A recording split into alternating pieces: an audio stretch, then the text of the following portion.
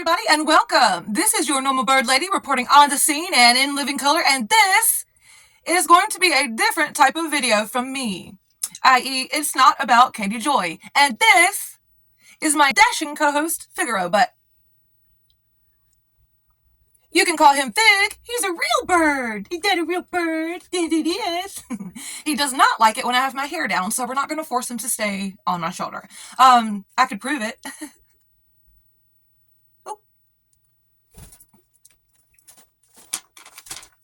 And there you go. In today's episode, I'm going to be discussing creator Molly Golightly, who has a channel of the same name. She is a pretend life coach extraordinaire, and discussing her in and of itself is an extremely daunting endeavor. You hear the word tragedy a lot around this space that we call a community, and whatever meaning or emotion you, the listener, assign to that word has absolutely no bearing whatsoever about the way I feel about you. So should I be so lucky to receive a single comment at all, or one that is of a dissenting opinion, and even if it's heated? Your personhood status will not change to me. You are still meaningful and worthy and valuable, and your life still matters, even when we disagree. What we have all gathered here today to discuss is more than disturbing to sensible people, and I must believe that. This is not mere dark humor or an off-color joke that has just gone above my head. I can handle dirty, dark, off-color humor, what have you. I am not a cat, nor a Karen. What I find hard to believe is that there are 89,000 humans around here capable of overlooking this behavior, no matter 5 years in the past, or 50 years in the past, or yesterday or tomorrow. It's impossible to overlook. Yet all these people are. Recently, I watched a few videos highlighting Molly's current behavior regarding Mallory from the House of Williams channel, and I absorb both sides of this battle. My conclusion, having come to it of sound mind and body, and after serious consideration, is this. Both sides have done some good and some bad, and evil. For sure, both sides. There's no winner here, and at times it has seemed staged. What is clearly not staged is the fervor and the sincerity that Molly places behind her words. She means them. Molly means what she says. She means that Mallory does not look like a female. She means that Mallory is dirty. She means that Mallory looks like a criminal. She means that Mallory's name is David. She means that Mallory can never be a woman.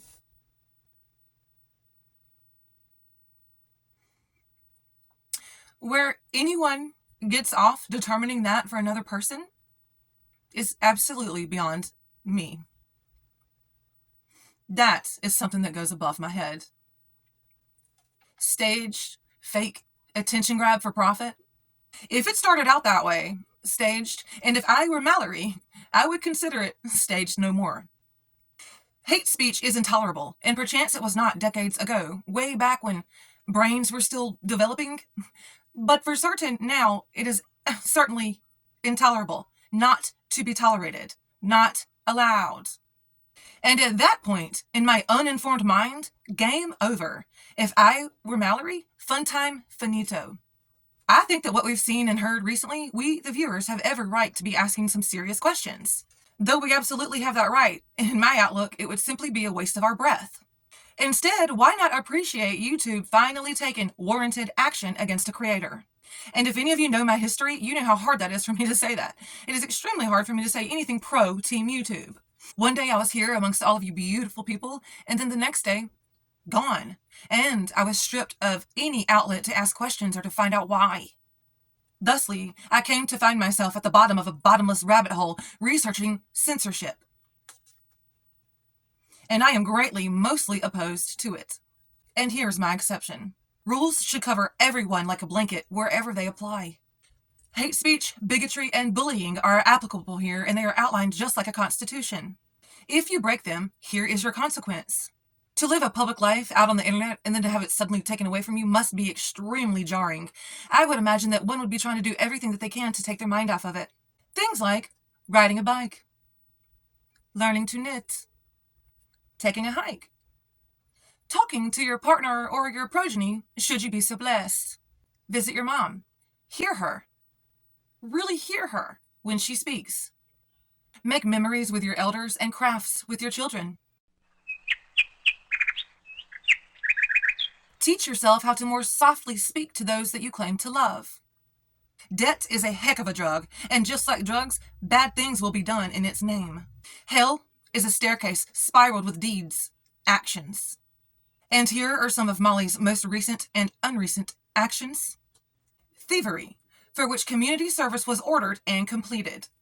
I can forgive thievery if the behavior has changed and remains changed for a long length of time and eventually permanently.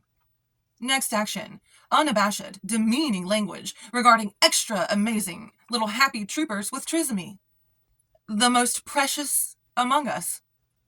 How?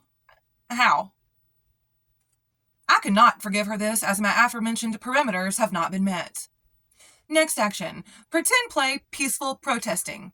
I get it. I'm not a fan of the Wellses or the Laundries, but what we're not going to do is disrupt an entire area of peaceful innocence, all in the name of clicks and views.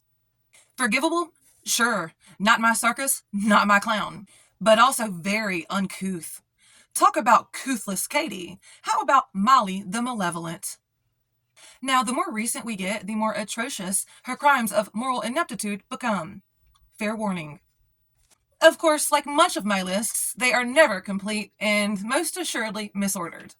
The next action that got me focused enough to at last take a deep plunge into the landfill that never ends, she's gone. Now here's where I get a little bit nervous. My opinion greatly differs from those of channels that I have supported for many years. I see positively no way to interpret this other than her ill mother, purported to be traveling through her final missions that life has assigned her, has achieved at last her eternal reward. Which is not the case at all. She lives and is lucid. Gone. It means no longer present. Departed. For me, there's nothing to interpret. 2 words. It's plain. And if you want to take out the contraction, she is gone. The clamor I've come across on various supporters' channels is mystifying to see. Bewildering. I got nothing. It is wrong and enabling. Remember what I said about drugs? Openly, we see very addictive behaviors without shame and with no pride. Unhidden. Spending, begging, streaming, screaming, bragging, crying, lying, fitting, stroking. All addictive actions, and all for profit. And then there are the actual drugs. I've seen the footage and it is damning. Molly did see the dilaudid pills, but she said that she didn't. And I said, and that's what it's about. Like right now, while you're struggling and I'm standing here changing your system. Molly acts as though Princess Scapegoat forcibly shoved drugs down her minor nephew's throat. We got some fucking evil entities working about. You even go, Prince. The reality is that her nephew is in his mid-30s and he begged for the dilaudid and got the most giddy grin I've seen in a while. Fig and I and all 4 of our eyeballs watched it go down. And it went down the way I just said it did. Video evidence can be seen on Everything Go Lightly's channel, and the video is called Just Another Manic Monday. Appropriate. Furthermore, in keeping in line with the lie that is making me recoil inside, even if she did not see the pills, anyone with the gift of hearing can hear them rattling. Anyone can hear them rattling. In my very best Haggard the KJ enunciation. So, did Molly think that someone suddenly busted out the maracas or a rain stick or something? No, she didn't. It's the lies for me, and more than that, it is the blatant bigotry. It's the flippancy with how effortlessly these insults are flung from her forked tongue. My skin has begun to crawl, and this is not my fight. Only my thoughts that no one asked for. Were there a sliver's chance that this did begin as staged?